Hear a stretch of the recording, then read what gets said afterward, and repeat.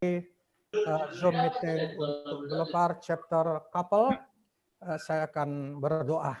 Terima kasih Bapak, terima kasih Tuhan, kami mengucap syukur pada malam yang indah ini kami dapat berjumpa bersama-sama dengan para FGB Men di Global Chapter dan juga ibu-ibu atau sister LOF. Kami akan memuji dan memuliakan Tuhan pada malam hari ini. Kami mengucap syukur untuk Pak Tommy Sulaiman yang bisa bersaksi pada malam hari ini. Beri kesehatan yang sempurna dan kesaksiannya akan meneguhkan, menguatkan kami. Kami juga doa untuk Pak Dani Mane yang sebentar lagi akan membawakan sharing firman. Kiranya Engkau jamah sehingga firman yang disampaikan menjadi berkat dan kekuatan bagi kami yang mendengarkannya.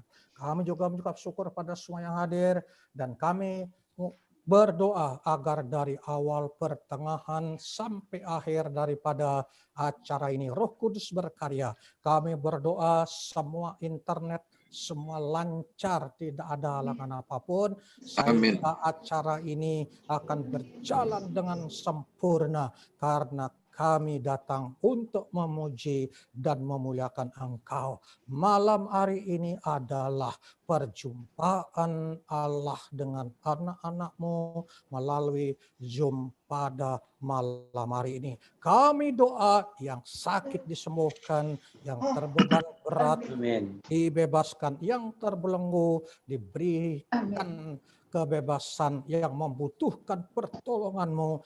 Malam hari ini Engkau berkarya, bahkan mujizat akan terjadi pada malam hari ini yang membutuhkan pertolongan-Mu Bapa. Kami serahkan semua acara ini ke dalam kuasa-Mu. Roh Kudus berkarya dengan spektakuler malam hari ini. Terima kasih Tuhan, terima kasih Tuhan Yesus. Kami segera untuk mulai acara ini. Haleluya. Amin.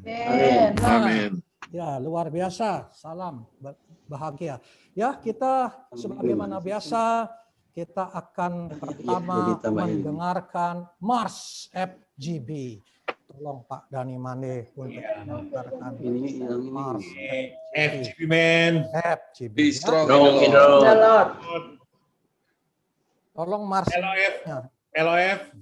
Be strong in the Lord. Be strong in the Lord. LOF.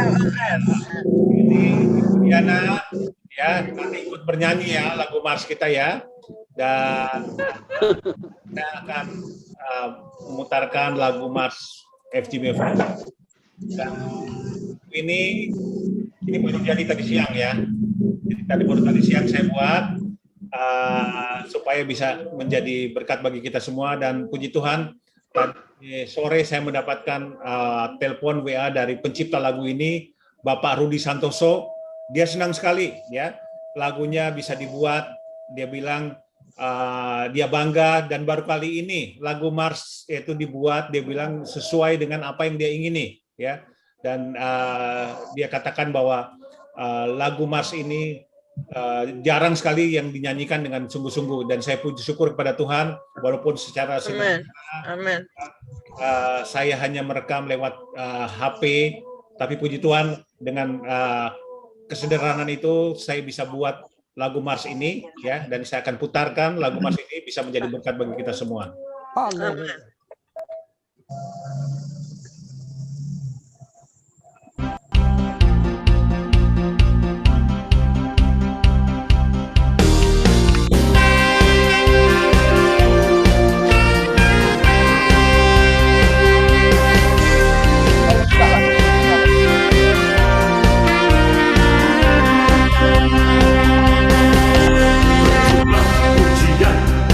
Keselamatan menjadi laskar-laskar Tuhan.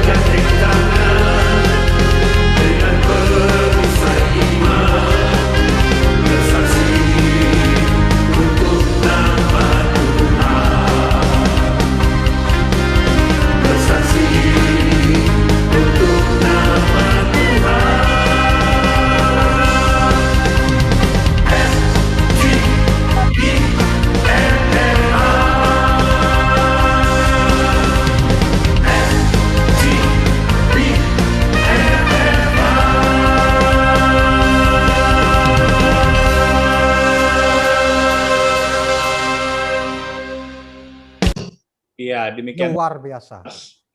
FGMFI. Ya, luar biasa. Dengan mendengar Mars FGB saja, jantung kita sudah berdebar. Amin. Sudah berdebar-debar. Itu Amin. kehebatan dari Polgas. Amin. Luar biasa. Amin ya Rabbal Alamin. Ya, saya tidak Amin, pernah Yesus, terlambat dari tolong. Polgas kalau ada acara. Ya, luar biasa. Kita bersaksi. Saya mendengar Mars itu saja, gemetar saya. Luar biasa, luar biasa. Nanti ada kesaksian yang akan lebih menggetarkan lagi kesaksiannya. Baiklah, para FGB Men, Bapak Ibu yang dikasihi Tuhan, belum ada lagi yang baru 12 orang yang hadir. Ya, setelah kita mendengarkan Mars FGB, Ini lebih Pak Sastra lebih nih. Kalau kita hitung orangnya itu ada 1, 2, 3, 4, 5. Oh ya betul. 8, Ini 9, grup. Kalau 12, semuanya banyak 15 orang. 15 orang. Ya, 15 orang. Nanti sebentar lagi akan bertambah. Semoga akan 200 orang. Haleluya. Pak Tommy ketawa terus ya kalau saya jadi MC.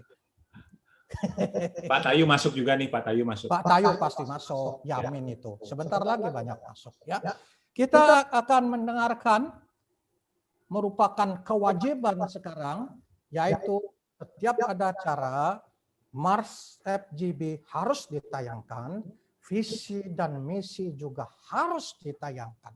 Ini, jadi kalau Pak Aryadi, Pak, nanti tolong Bapak beritahukan chapter-chapter, Mars itu harus ada, ya Pak, ini dari teaching and training. Yang kedua, visi dan misi harus ada. Tetapi misi jangan disampaikan di dalam chapter meeting. Ya. Bukan chapter meeting maksudnya. Dalam outreach, ya, dalam member meeting disampaikan yang misinya. Itu kebalik tadi ngomongnya. Baiklah, kita akan mendengarkan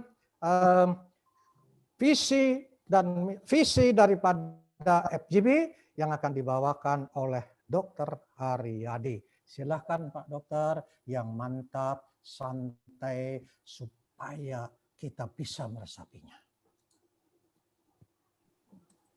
Ya, selamat malam. Salam orang-orang terbahagia di dunia. FGB Men. Be strong in the Lord. Be strong in the Lord. FGB Men. LOF. Be strong in the Lord. Be strong in the Lord. LOF. Ya. Bapak Ibu sekalian, saya akan menyampaikan visi misi daripada FGB MFI. Ini FGB MFI ini didirikan oleh Demo Sakarian pada tahun 1952. Ya. Dia seorang peternak di Amerika. Dia seorang kaya yang ini. Mulanya dia kalau ke gereja itu dia lihat yang ada tuh anak-anak, ibu-ibu dan orang tua. Dan dia bertanya kemana para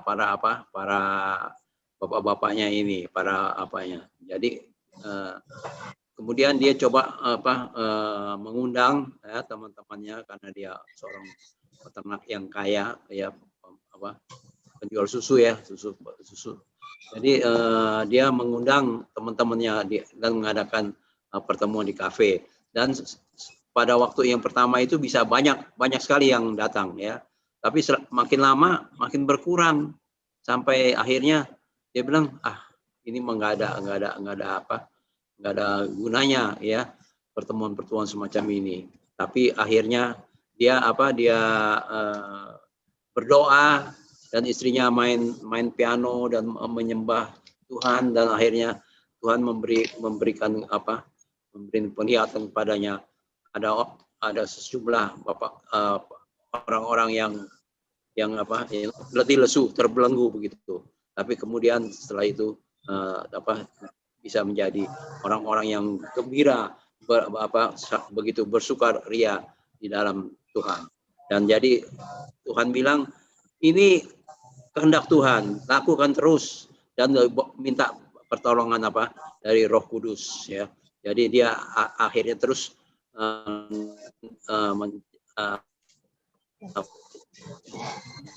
sesuai dengan tuntunan Roh Kudus menjalankan Full Gospel Businessman Fellowship International ini. Dan Full Gospel Businessman Fellowship International itu ialah full gospel berartinya Injil sepenuh. Jadi semua kita ini percaya dari kitab Kejadian sampai Wahyu adalah Alkitab yang diwahyukan oleh Tuhan. Dan juga FGB-nya businessman berarti bukan saja pengusaha, tapi juga para profesional dan juga bisa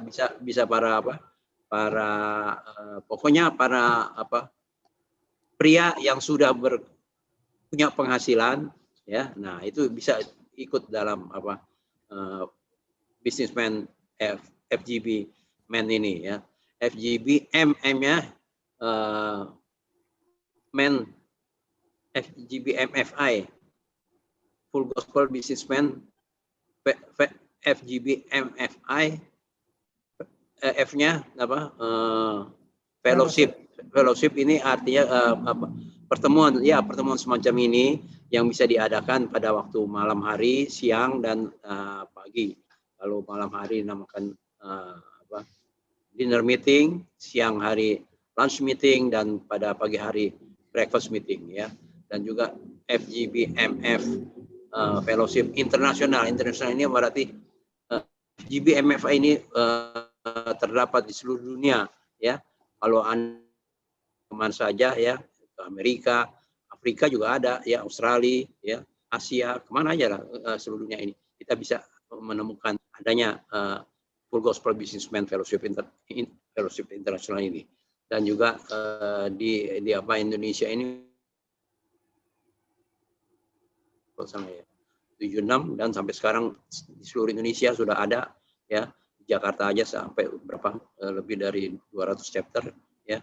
Di Kelapa Gading ini aja DKI 1 aja berapa chapter itu? Ada 25. berapa puluh? Saya 25. 30-an kali. 20-an. 25. Itu aja. Ya, 25 yang akan dikembangkan menjadi 50 chapter, ya. Itu saja yang dapat saya sampaikan, bahwa FGB MFI ini harus dipertahankan, dan juga tetap kita akan, dan berdasarkan nasional presiden kita mengatakan kita harus mengadakan multiplikasi, artinya menambah orang-orang dan jiwa-jiwa yang akan kita jangkau, dan juga kaderisasi dan juga regenerasi, ya. Jadi kita akan nanti, yang sekarang ini kan banyak yang senior saja membernya, tapi juga kita akan mengadakan kaderisasi dan regenerasi untuk mencari yang muda-muda. Sudah ada yang movement ini juga harus dikembangkan. Itu saja visi-misi daripada FGB MFI. Sekian. Ya, Terima kasih. luar biasa. Saya tambahkan sedikit, mungkin Pak Aryadi kelupaan. Full gospel, yang pertama kita tidak boleh mengadakan acara pada hari Minggu. Nah, ini jangan lupa Pak Aryadi. Pada hari Minggu kita tidak boleh mengadakan acara. Kita juga full gospel tidak boleh mengadakan acara di tempat-tempat atau di gereja-gereja. Harus di tempat terbuka seperti restoran, kafe, ya, yang terbuka lah, ya, di situ.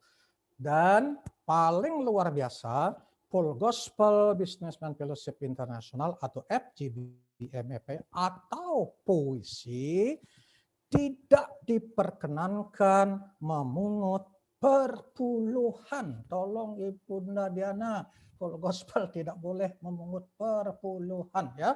Perpuluhan harus dibawa ke gereja masing-masing. Tetapi Full Gospel siap menerima ucapan syukur sampai 90% juga boleh gitu kalau mau, ya, ucapan syukurnya. Tapi 10% kita nggak mau terima karena itu haknya gereja. Itulah yang teristimewa. Kemudian pertanyaannya, siapa yang boleh menjadi anggota Full Gospel? Yang boleh adalah semua pria boleh menjadi anggota Full Gospel atau member Full Gospel. Yang penting bisa menghidupi dirinya sendiri atau keluarganya. Pertanyaan lagi, bolehkah hamba Tuhan menjadi member Full Gospel? Sangat boleh, tetapi untuk gembala ada Bunda Diana ini, ada Pak Asa di sini. Nah, untuk seorang gembala atau yang full di pelayanan di gereja, sampai saat ini belum diperkenankan menjadi pengurus inti. Nah, ini kira-kira ya, pengurus inti. Belum boleh menjadi chapter presiden, belum boleh menjadi RD, field rep, RVP, dan lain sebagainya.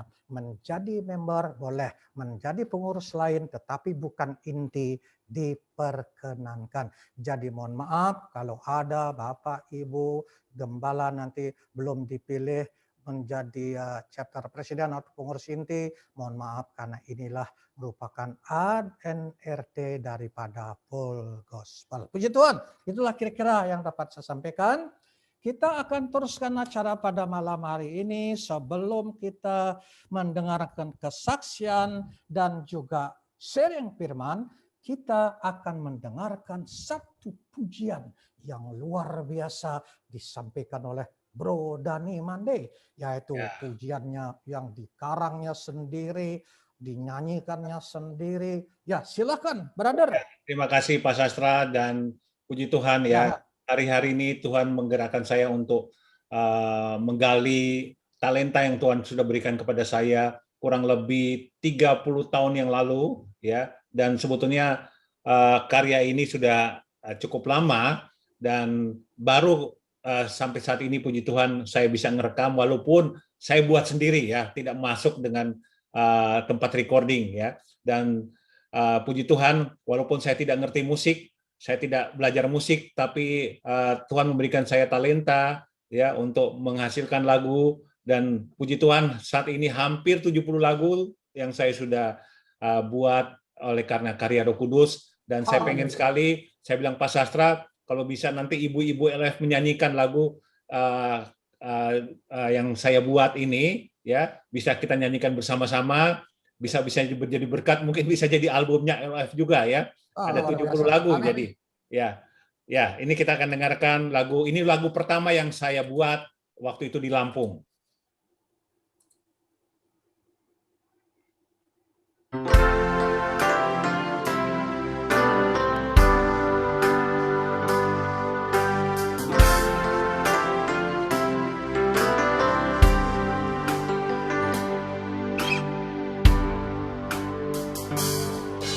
Saat ku pandang hasil karyamu,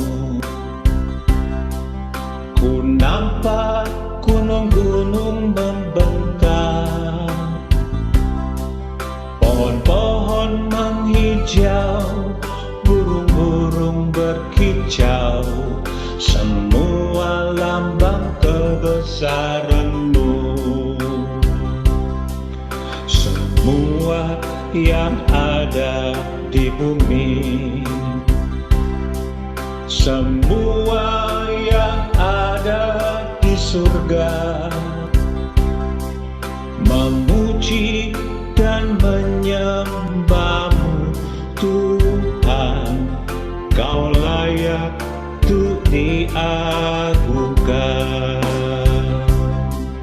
Ku sembah Kau Allah Rajaku, ku sembah Kau Allah Tuhanku, ku sembah Kau Allah Rajaku, ku sembah Kau Allah ya Tuhanku.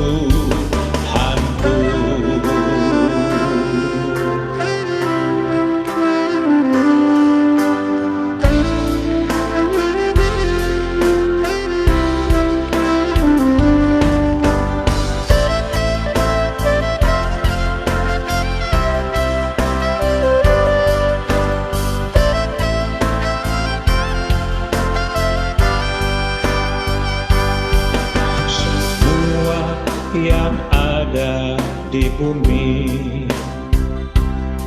semua yang ada di surga, memuji dan menyembah-Mu Tuhan. Kau layak diagungkan. Ku sembah Kau, Allah Rajaku. Ku sembah Kau, Allah Tuhanku. Ku sembah Kau, Allah Rajaku. Ku sembah Kau, Allah Tuhanku. Ku sembah Kau, Allah Rajaku. Ku sembah Kau, Allah Tuhanku. Ku sembah Kau, Allah Rajaku. Ku sembah Kau, ku sembah Kau, ku sembah Kau, Allah ya Tuhanku.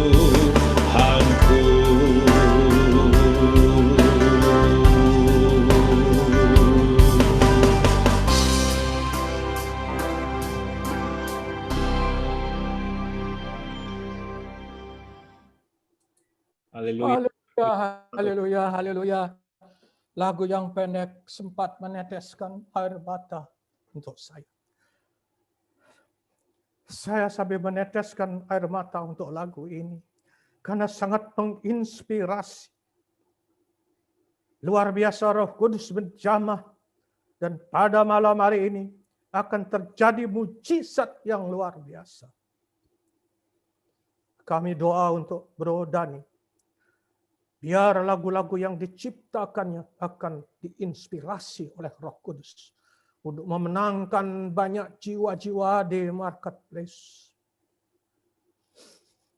Terima kasih Bapa, terima kasih Tuhan.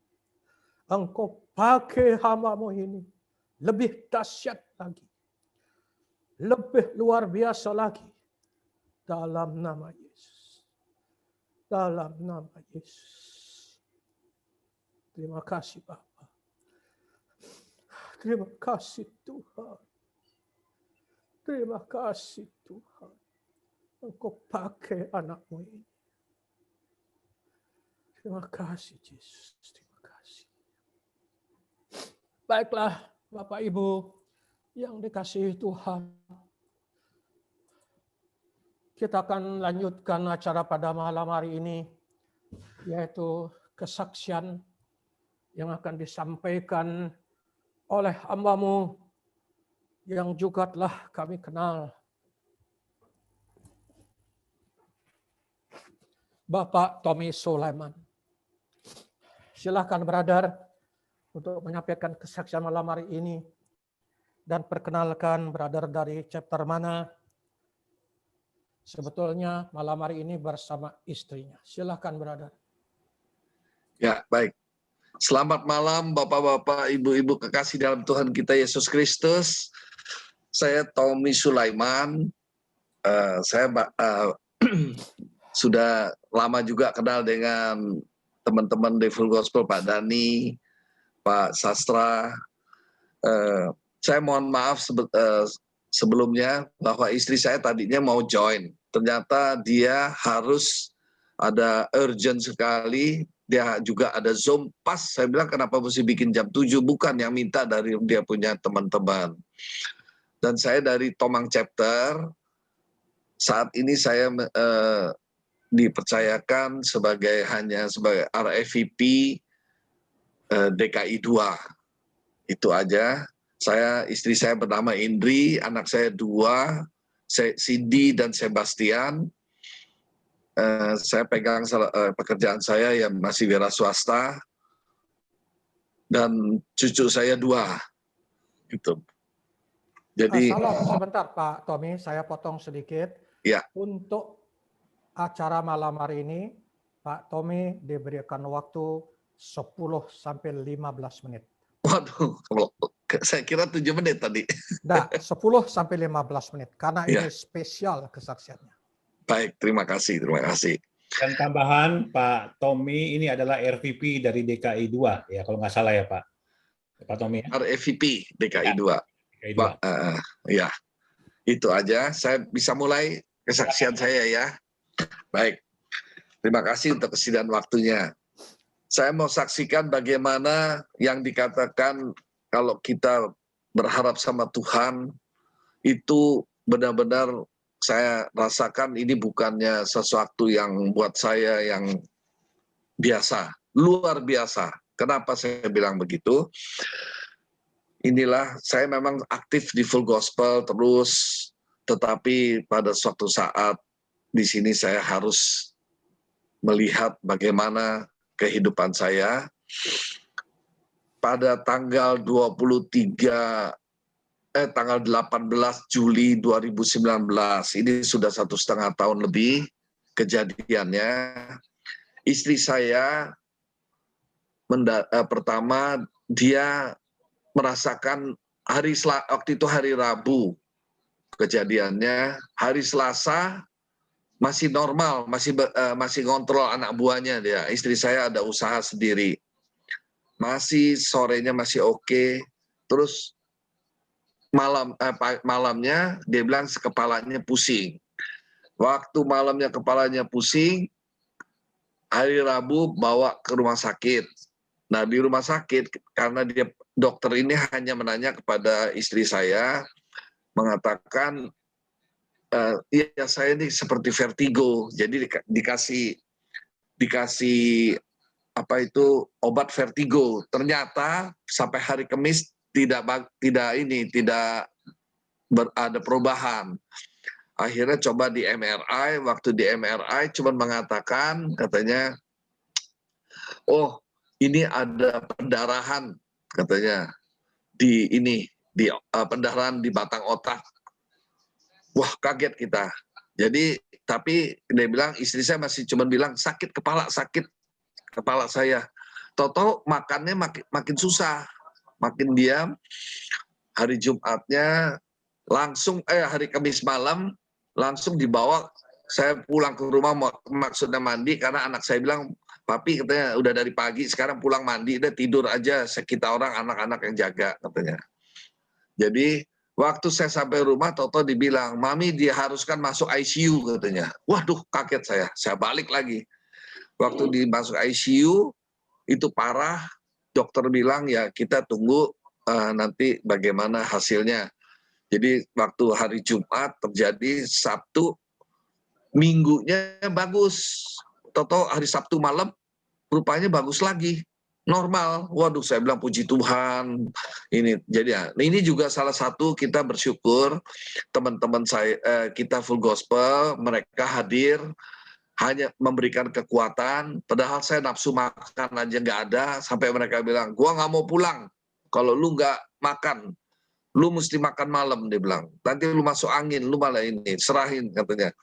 Tapi waktu di ICU itu nggak boleh masuk semua, jadi hanya satu-satu. Nah, saya bilang udah, istri saya udah nggak ingat orang atau apa, turun tensi, turun naik.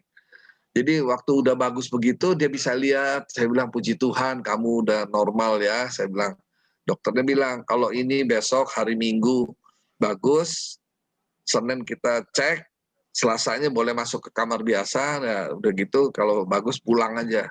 Udah kita senang. Jadi pas waktu hari Seninnya ternyata terjadi lagi waktu dia habis dicoba lagi di CT scan, dia bilang pendarahannya tambah besar. Udah, langsung koma istri saya. Komanya parah. Udah tensinya turun itu. Waktu Senin malam udah semua ini lagi teman-teman, saya puji Tuhan dah. Itu juga sebetulnya banyak ininya, teman-teman banyak datang kasih dukungan terus. Waktu di ICU itu memang dia waktu di ICU hari Selasanya ketemu dengan dokternya, dokter jaga. Saya tanya, dokter ininya mana? Dokter syarafnya pergi, katanya cuti. Waduh, yang nanganinya cuti lagi. Saya bilang nggak bisa gini. Tapi inilah Tuhan dengan caranya yang ajaib, yang tidak kepikir. Karena istri kakak saya ini tanya, Tommy, apakah tidak ada rumah sakit atau dokter lain yang bisa menangani katanya. Ini kayaknya di sini nih nggak bagus ini rumah sakitnya. Padahal buat saya itu sudah bagus. Saya bukan menjelekin rumah sakitnya. Di Puri dekat rumah saya soalnya. Jadi, wah saya bilang, udah kamu pernah bilang katanya. Saya dapatkan dari teman bahwa Profesor Eka Karawaci itu dia spesial ahli dari bedah otak lah apa saya nggak tahu. Jadi saya bilang itu ada Profesor Eka. Rupanya ipar istri saya ini kakaknya punya suami, kenal sama yang punya Lipo rumah sakit Siloam. Dia malam-malam setengah 12 malam, dia WhatsApp, dia mau minta dipertemukan dengan Profesor Eka. Akhirnya CEO dari Siloam hubungin kami, dan di situ dikasih jadwal jam 12 siang hari Selasa, dikasih waktu itu. Nah, waktu dikasih di sana, istri saya ini udah maaf kata, anak saya sendiri sudah bilang, papa, dia bilang kok mama jadi begini gitu ya. Dan waktu saya mau bicara, anak saya mau bicara mengapa dan kenapa kepada Tuhan, itu herannya saya bisa ngomong, Cindy, saya bilang anak saya, jangan kamu menanyakan kepada Tuhan, mengapa dan kenapa. Terus kok papa tahu saya mau ngomong itu katanya. Dia bilang begitu. Nggak tahu, pokoknya saya bilang jangan tanya. Semua serahkan sama Tuhan. Papi juga udah nggak bisa apa-apa. Lemes sih lemes. Saya udah diem sekali. Jadi waktu itu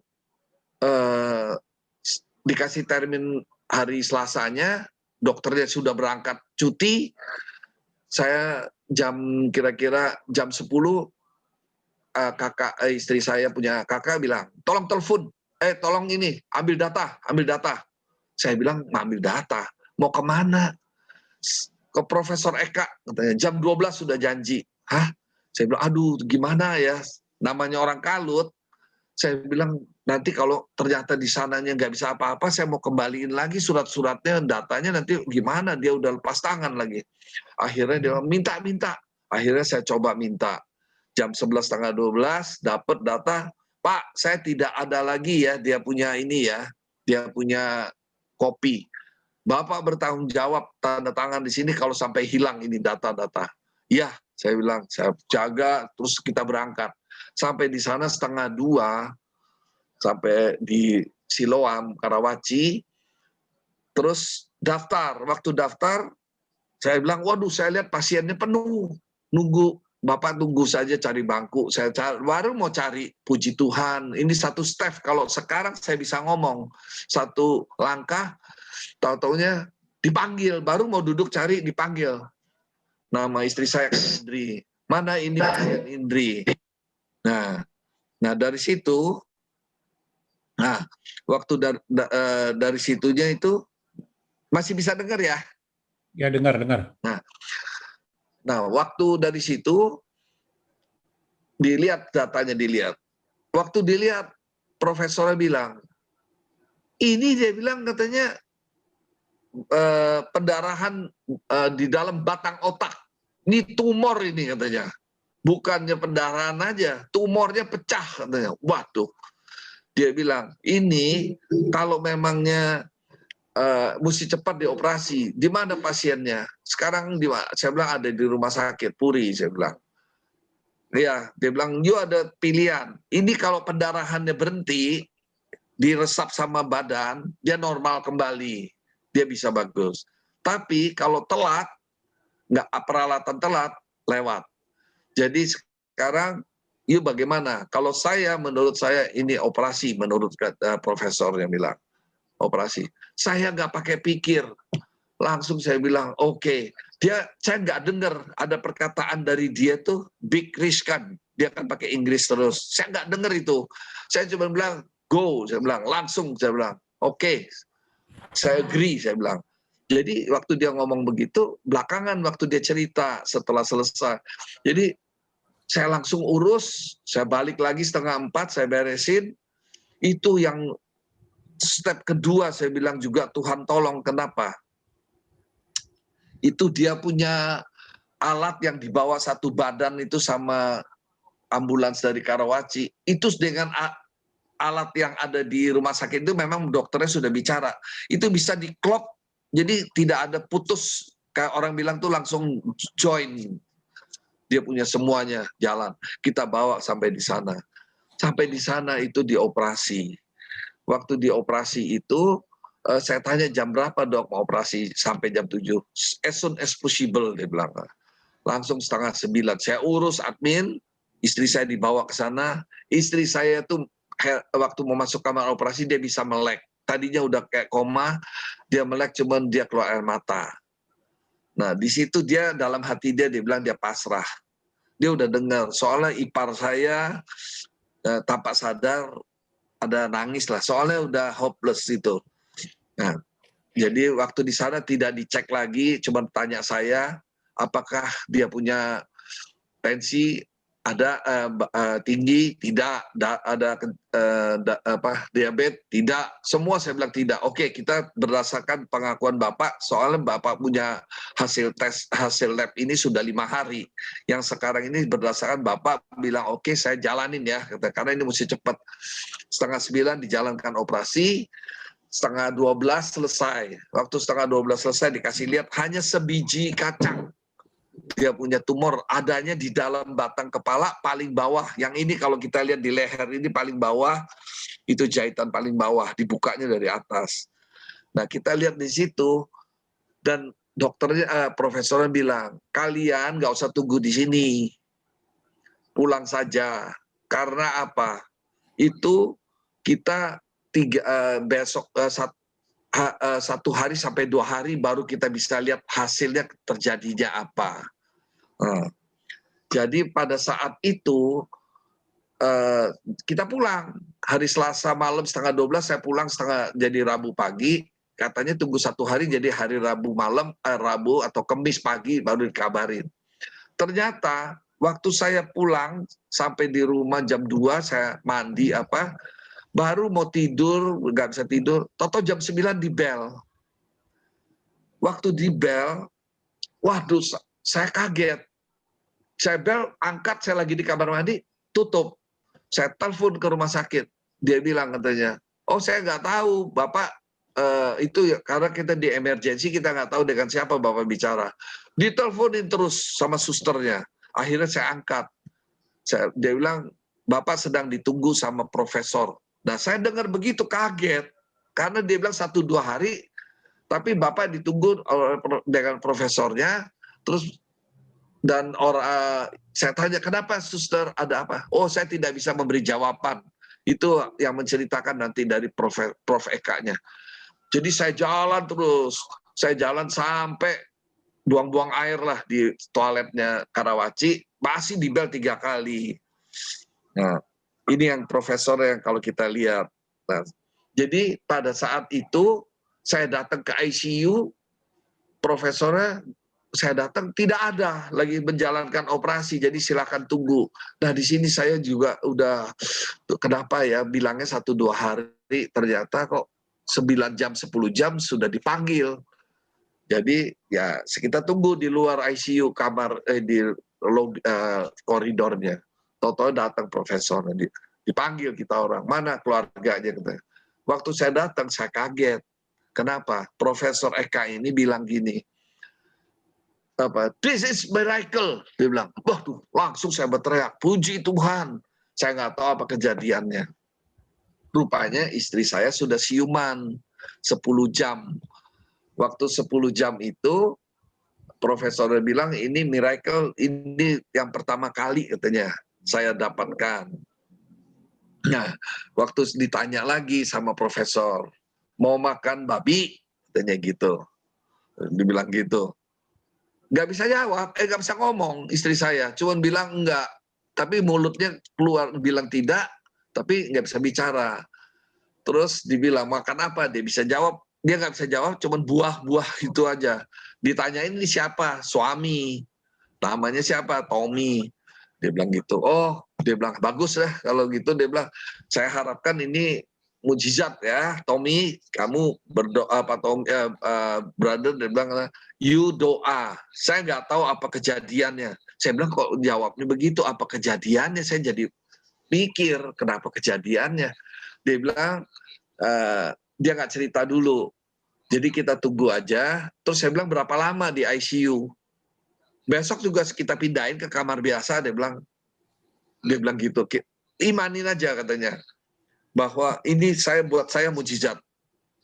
Dia bilang begitu. Karena baru pertama kali saya bisa nanganin. Saya udah beberapa orang saya udah tangani katanya. Udah. Saya besokannya you datang kita pindahin. Pindah. Akhirnya saya waktu pindah di situ baru saya tahu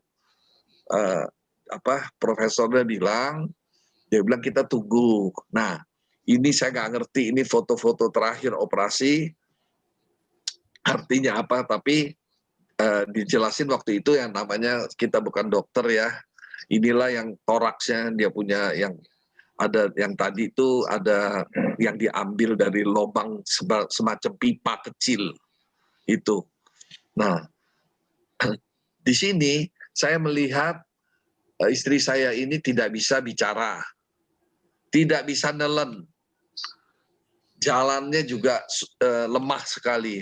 Jadi saya pikir, waduh gimana ya, profesornya bilang, kita akan terapi katanya, gitu. Waktu di terapi, nggak bisa ngomong, nggak bisa makan pakai sonde. Nah, tapi ya ini kalau kita lihat dalam waktu berangsur-angsur, dilatih dengan suaranya apa, kok katanya yang menurut daripada orang-orang yang bagian suara, ini kayaknya ibu ini masih bisa ada kesempatan untuk suara katanya. Tapi mungkin perlu waktu. Nah, terus dia punya makan, belum bisa. Waduh, saya bilang gimana? Akhirnya ngomong profesor, jangan kaget ya. Kenapa saya bilang ini mujizat? Satu tadi cepat sekali dia bisa bereaksi. Dan kedua, yang kita tunggu, harap-harap dia bisa bicara, dia bisa nelen makanan. Tapi yang saya dapatkan 2 orang, dia bilang, dua orang yang sebelumnya juga di batang otak dan tidak di paling bawah. Karena di batang otak itu dari atas, tengah, dan bawah. Yang paling bahaya yang bawah. Dia bilang, ini saja yang atas sama tengah, yang satu tidak bisa bergerak sama sekali. Hanya di tempat tidur. Kedua, yang satunya makan seumur hidup. Tidak bisa lagi berfungsi untuk dari mulut. Jadi dia lewat dari hidung, terus itu. Waduh, saya bilang. Tapi kita harap ini Ibu Indri tidak katanya. Soalnya saya lihat dia reaksinya kok bagus waktu dia ini setelah siuman. Nah di situ saya lihat puji Tuhan, juga teman-teman Full Gospel datang, besuk, kasih kekuatan. Istri saya dari hari ke hari dilatih dan dia memang semangat, dia bisa main komputer, dia mulai belajar, tangannya harus berlatih. Nah kakinya belum. Jadi lama-lama dalam waktu 1 bulan dia sudah bisa ada suara. Waktu dia ada suara keluar memang tidak normal, tapi sudah ada. Menurut ini harus bisa terus katanya nanti bisa bicara. Dan kedua sondenya itu dalam waktu juga 1,5 bulan dicabut. Nah waktu dicabut dia mulai makan bubur, mulai sedikit-sedikit gitu. Itu semua berkat Tuhan. Saya percaya doa dari teman-teman juga. Nah istri saya mulai terus, tapi dia disiplin. Dia mau jalan dia berusaha kuatkan dia punya fisik. Jadi saya juga. Nah di sini saya melihat, saya waktu keadaan dia di rumah sakit yang namanya kita suaminya, saya bilang, saya harus berubah. Saya nggak bisa melayani terus, atau saya aktif sih di Full Gospel. Jadi kemana-mana saya pergi. Tapi di sini saya bilang, saya mesti nomor satukan keluarga. Ini yang dibilang keluarga itu penting. Jadi, nah istri saya bilang gini sama anak saya pikir papi tidak mau temenin saya katanya di rumah sakit. Dia bilang, ternyata papi 3 minggu nggak pulang rumah. dia temenin saya. Itu buat mami itu sesuatu hadiah besar. Dia bilang gitu. Anak saya ngomong sama saya, mami senang papi ada di situ, papi nggak tinggalin dia. Papi deket. Iyalah, saya bilang, papi mau berubah. Nah, dari situ terus. Jadi saya bilang sama ini, harus dinomorsatukan, inilah perasaan itu ya.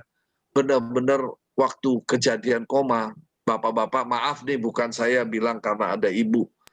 Itu rasanya itu kayak pedes di dada. Bagaimana yang tadinya kita, biasanya kan kalau saya mau pergi itu saya cuma bilang, yuk saya mau pergi dulu nih full gospel. Istri saya nggak pernah marah, nggak pernah ngelarang. Tapi mungkin dianya itu juga, full gospel lagi. Tapi pada saat saya bilang, saya sekarang harus keluarga dulu. Saya minta izin benar-benar mesti tulus dari dia. Jangan kita main asal, yuk saya jalan dulu ya. Saya pikir kamu jangan larang saya dah.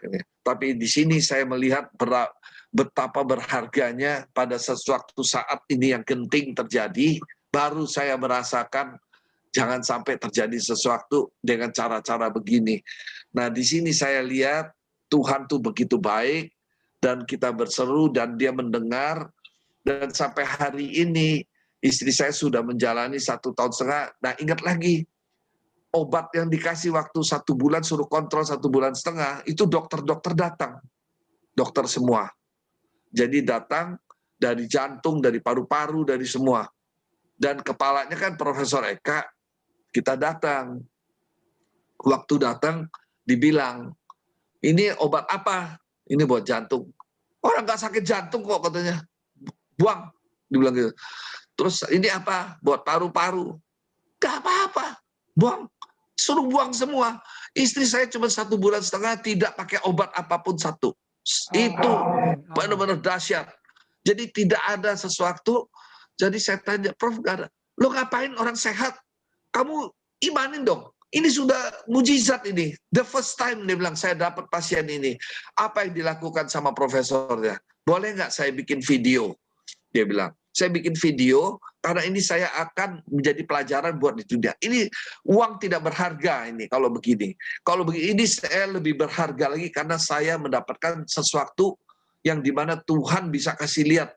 Dia punya mujizatnya terjadi atas ini. Saya nggak kepikiran, saya mau bilangin, tadinya bilang, saya nggak tahu apa kejadian. Tapi waktu saya lihat ibu, katanya, makanya sekarang kalau ada pelajaran webinarnya dia selalu bawa istri saya itu sebagai contoh bahwa ini dalam berapa bulan sudah bisa berjalan, sudah bisa bicara, sudah bisa makan.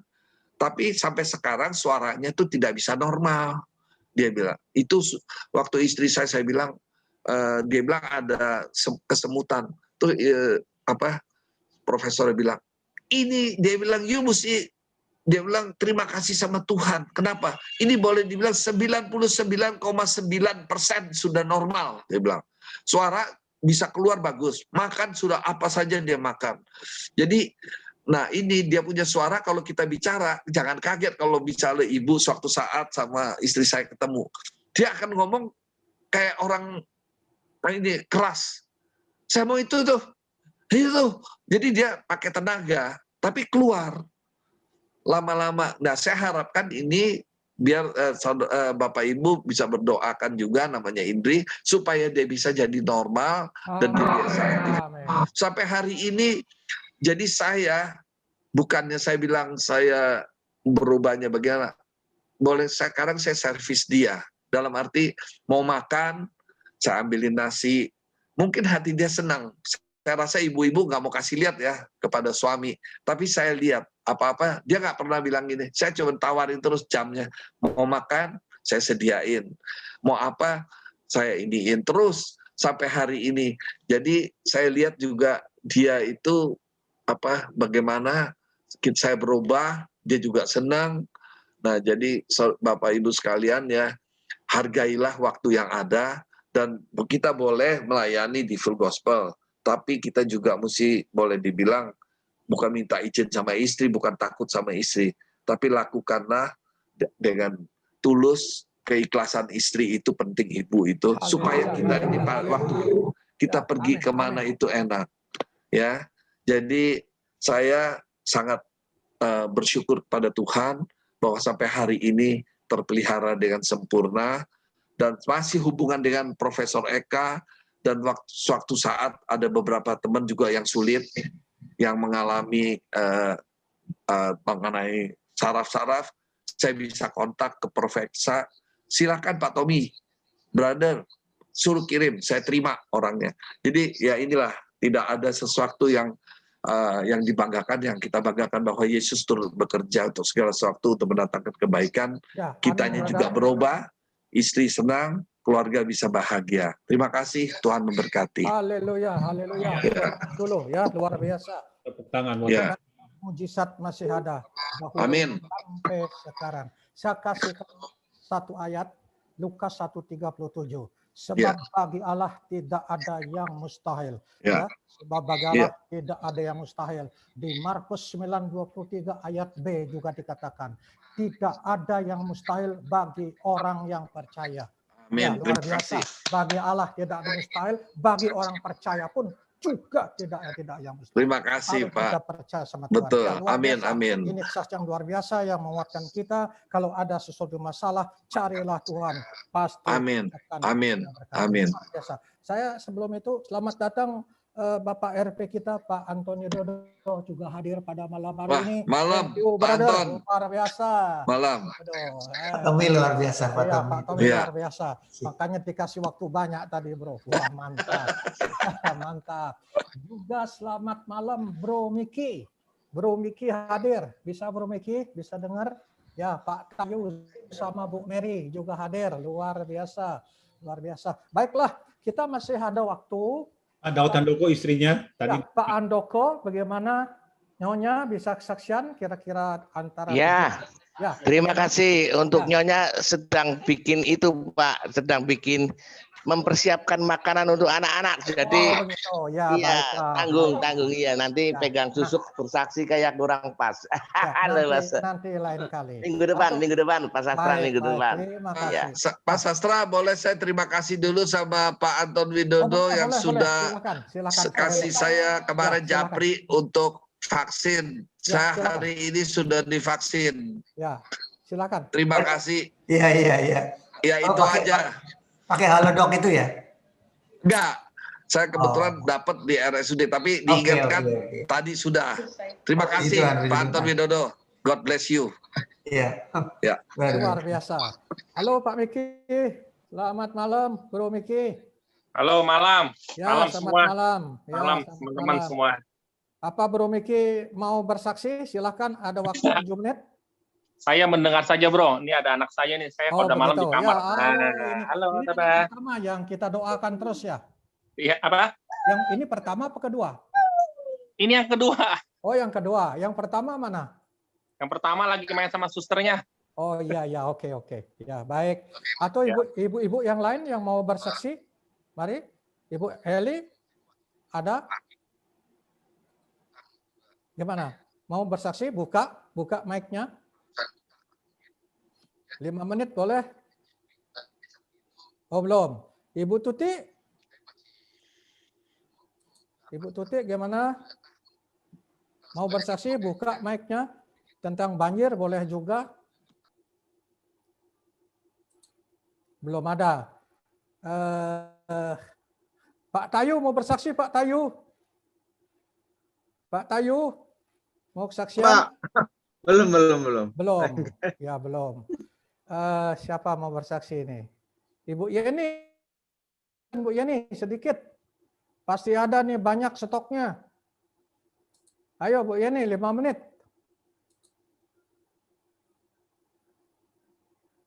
Speakernya dibuka dulu Bu Yeni. Speakernya dibuka.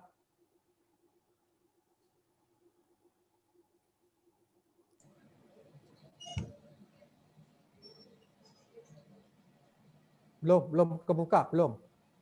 Belum Bu Yani belum kebuka. Sudah, silakan. Ya, saya terima kasih sama Tuhan. Tuhan Yesus amat baik. Kalau Tuhan berikan kemujizatan untuk istri Pak Tony, Tuhan juga selalu memberikan kemujizatan untuk saya. Pada setahun 10 tahun yang lalu, saya juga pernah mengalami di mana saya harus mengalami suatu yang luar biasa dan Tuhan kasih keajaiban untuk saya. Pada suatu malam badan saya lemas sekali, tidak berdaya. Ternyata pembuluh jantung saya yang kecil tinggal 5% dan pembuluh jantung saya yang besar juga tinggal 5%. Saudara, ini keajaiban Tuhan dan sungguh kebaikan Tuhan, kemurahan Tuhan kalau saya masih ada saat ini karena kemurahan Tuhan, kebaikan Tuhan. Pada suatu malam waktu itu anak saya memang dia praktek di Medistra. Dia bilang gini, Mama lagi tadi saya cariin Mami nggak ada, Mami pergi kemana? Oh saya ke Harapan Kita. Saya bilang saya mau check up. Emang Mami kenapa? Enggak kenapa-napa sih, check up aja. Terus tapi saya nggak tahu ya pada malam hari itu jam 10 itu hujan besar padahal. Terus dia tiba-tiba datang. Biasanya dia kalau pulang kerja dia nggak pernah datang ke rumah saya. Tapi hari itu dia pulang kerja dia datang. Di waktu dia datang saya lemas lagi. Saya juga nggak tahu ya waktu itu.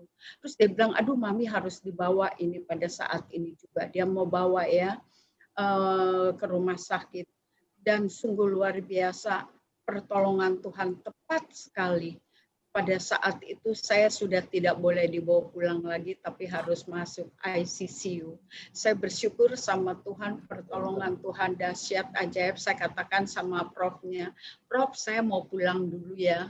Karena saya pikir kalau Tuhan panggil saya mau berdoa dulu sama Tuhan, saya mau serahin jiwa roh saya, hidup saya, dan kalau Tuhan mau panggil saya, jangan di rumah sakit Tuhan. Saya maunya dipanggil di rumah aja.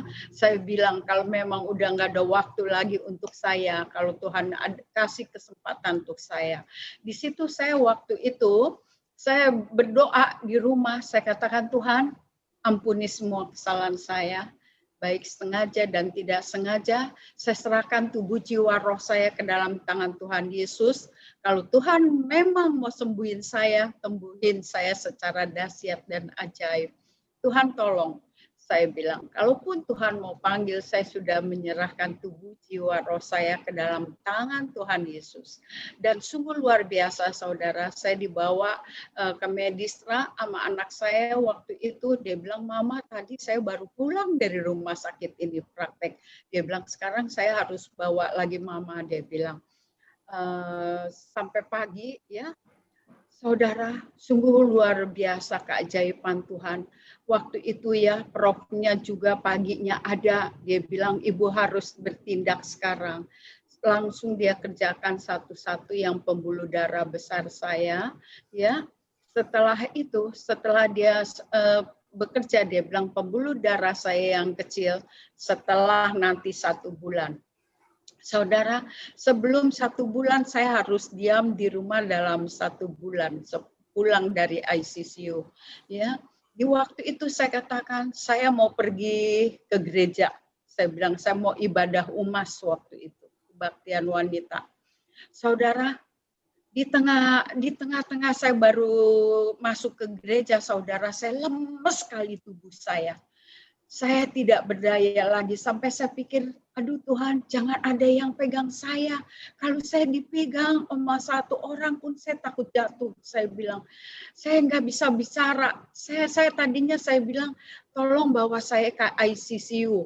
Tapi saudara, saya katakan, Tuhan, saya tidak mau membuat gaduh suasana orang lagi ibadah seperti ini. Saya lihat sekeliling saya, Tuhan kau dahsyat, kau ajaib. Biasanya saya duduk dengan manis, saya melayani. Saya katakan, sekarang saya tidak berdaya.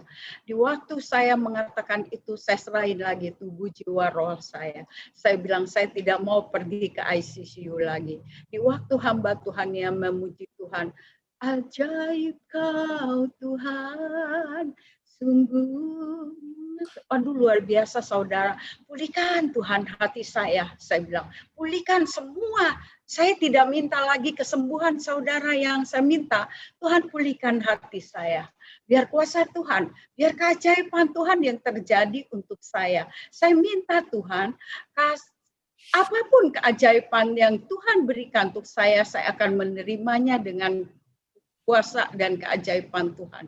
Saudara, di waktu hamba Tuhan itu menyanyi, kita menyanyi, saudara, sungguh luar biasa. Tuhan kasih keajaiban ya.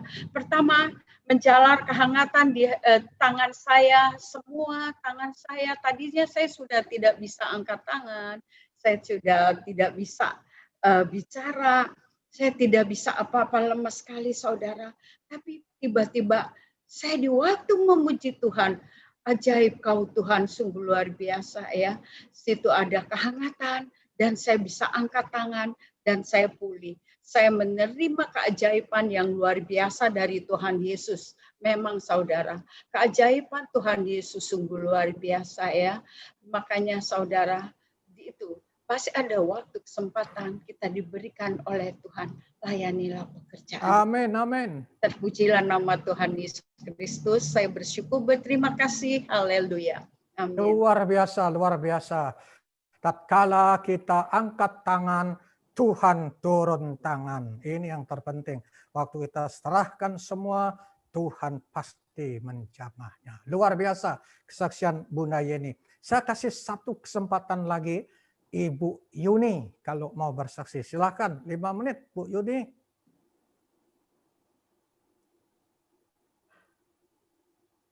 Ibu Yuni, kesaksian 5 menit.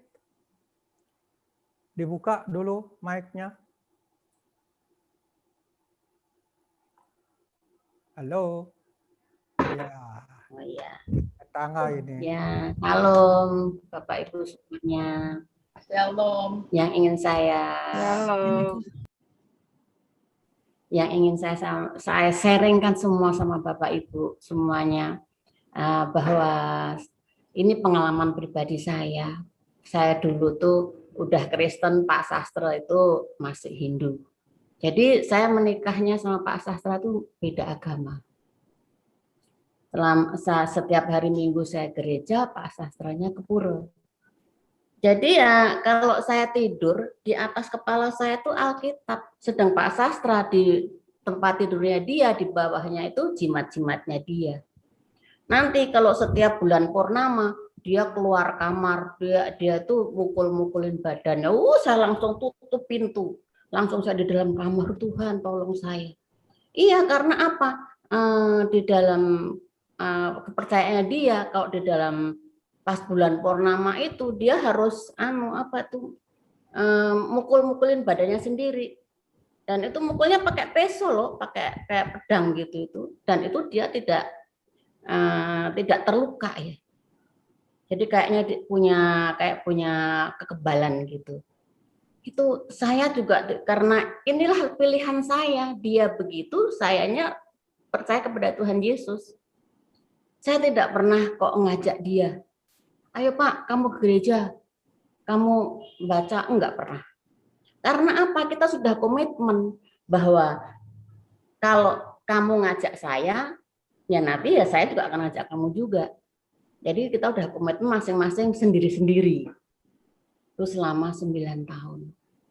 Jadi di sini yang ingin saya sharingkan, apapun juga keputusan kita, juga untuk anak-anak kita. Karena saya dulu orang tua saya tidak pernah ngajarin saya, kamu nanti kalau punya suami, punya jodoh, punya pasangan harus yang seiman. Oh enggak, karena dulu belum terlalu ya. Jadi biasa-biasa aja. Meskipun waktu itu ketika saya mau menikah juga orang tua saya juga tidak begitu mudah mengizinkan, karena kita juga menikahnya dengan perjanjian dan segala macam. Perjanjian itu saya tidak boleh ditarik ke agamanya dia. Di dalam kehidupan kita, orang yang seiman aja, kita juga sudah banyak persoalan, apalagi di dalam rumah tangga yang baru, apalagi ini yang tidak seagama, tidak seiman, tentu akan lebih banyak lagi. Jadi yang saya sharingkan ke Bapak Ibu semuanya, mari kita dari awal, kita harus memberitahukan kepada anak-anak kita, ayo carilah yang seiman, carilah yang seiman. Nah itu yang paling penting. Karena itu dari saya sendiri, itu tuh banyak sekali problemnya. Di mana teman-teman kantornya Pak Sastra yang selalu ya mengintimidasi lah. Jangan deket-deket nanti dikristenisasi. Nah, begitu itu. Jadi saya serba apa ya? Saya banyak ngomong, saya jadi yang agak judes, mereka ngomongnya beda. Jadi serba salah di sini karena saya sebagai orang Kristen saya harus menunjukkan ini loh orang Kristen. Bahwa orang Kristen tuh kita selalu penuh kasih. Meskipun saya difitnah, dijelekin, nah itu saya tidak akan membalas. Dan memang saya tidak pernah membalas apapun juga kata-kata. Apalagi kita saya tinggal di Bali ya waktu itu sama Pak Sastra. Jadi orang Bali itu orangnya yang ceplas-ceplos, ngomong kalau dia nggak suka ya ngomong apa adanya. Sedangkan saya orang Solo, orang Jawa yang selalu berperasaan, selalu mengingat orang bahwa apa yang saya katakan, apa yang saya ucapkan, kita harus menghargai orang lain. Orang Bali enggak, ceplas-ceplos aja, ngeritik ya seenaknya. Nah, gitu. Apalagi waktu itu saya juga lama tidak punya anak. Wah, orang Bali udah ngomongnya, oh dasar perempuan. Apa ya kalau dibilang telur yang nggak jadi telur busuk. Tuhan, ampuni aku Tuhan. Pokoknya saya cuma bisa bilang Tuhan aja karena apa? Saya tidak bisa kemana-mana. Saya tidak bisa mengadu ke siapa-siapa karena saya tinggal di lingkungan yang begitu. Orang harus cepat punya anak misalnya. Apalagi kita berbeda agama. Jadi yang ingin saya sampaikan, ingin saya sharingkan, mari kita juga ajarkan anak-anak kita, meskipun kita punya teman, apapun juga, kita juga punya jodoh, punya pacar yang seiman. Karena yang seiman aja kita banyak persoalan, apalagi yang tidak seiman. Demikian, terima kasih. Tuhan Yesus memberkati. Haleluya, luar biasa. Tapi jangan bacok saya sekarang ya, saya sudah tidak kebal lagi. Ya memang begitu kalau yang dulu Bu Yuni nggak nyesel kan sekarang, nggak nyesel kan dapat Pak Sastra kan? Ya, jadi kelihatannya saya tambah dikit. Memang Tuhan sudah mau panggil saya dari sejak di dalam kandungan kali, tapi caranya berbeda dengan bermacam-macam gitu. Ya yang sampaikan tadi memang kalau Purnama itu sampai keluar, saya bacokin diri saya pokoknya yang paling tajam pisau-pisau saya bacokin, gatal tuh badan, tidak luka ya karena memang kebal. Kalau ditembak saya enggak, kalau anti peluru enggak, cuman kebal saja. Tetapi setelah saya dilepasin ya hampir berapa pendeta lah, saya sudah selesai jadi sudah nggak ada lagi. Sekarang jangankan kena pisau, kena tusuk gigi aja bocor ya sudah selesai. Ya kira-kira begitulah, puji Tuhan, kita halalkan sama Tuhan. Kita akan teruskan, waktu sudah mulai berkurang malam. Kita akan sebelum sharing firman, saya mau menyapa Pak Surya sama Bu Tina. Pak Surya sama Bu Tina, di manakah Anda berada? Tolong tampilkan wajah yang cantik dan ganteng ini. Ya, tolong tampilkan brother. Ya, oke. So, mau tampil ini, mau tampil. Oke, baik. Kita akan mendengarkan sharing firman yang akan dibawakan oleh brother Dani Mane. Tetapi sebelumnya kita akan dengarkan pujian yang luar biasa. Setelah itu, Bro Dani Mane menyampaikan sharing firman yang akan menguatkan kita. Silakan, Bro. Satu pujian lagi.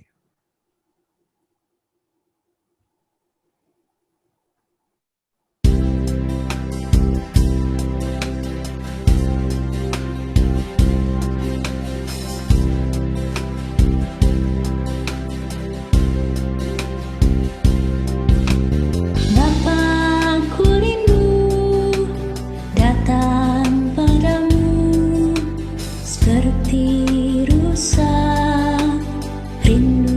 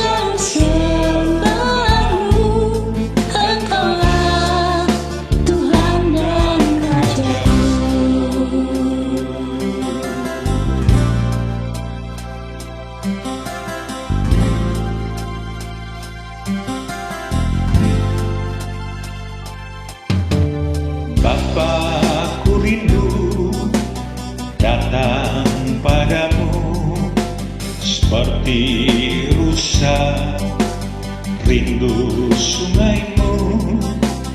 Bapa, ku rindu dekat padamu, duduk diam di kakimu.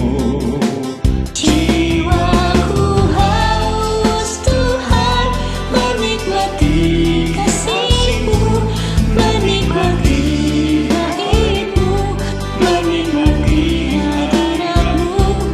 Ku selalu puji-Mu, ku selalu sembah-Mu. Engkaulah Tuhan dan Raja-Ku. Jiwaku haus Tuhan, menikmati kasih-Mu, menikmati baik-Mu, menikmati hadirat-Mu. Ku selalu puji-Mu, ku selalu sembah-Mu.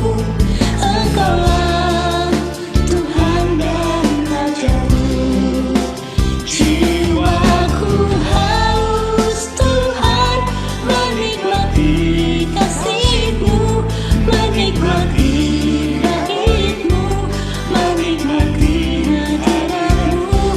Ku selalu puji-Mu, ku selalu sembah-Mu. Engkaulah Tuhan dan Raja-Ku. Engkaulah Tuhan dan Raja-Ku. Engkaulah Tuhan dan Raja-Ku.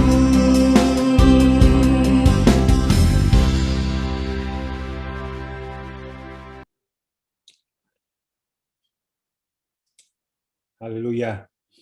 Saat ini saya sungguh menikmati hadirat Tuhan yang luar biasa, dan lagu ini ya lahir di awal Maret ini ya saya ciptakan, dan justru di saat-saat pandemi ini ya saya menikmati hadirat Tuhan yang luar biasa.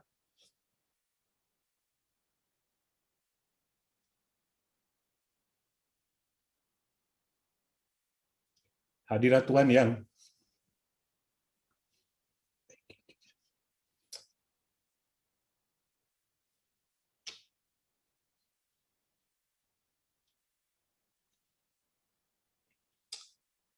jadi memang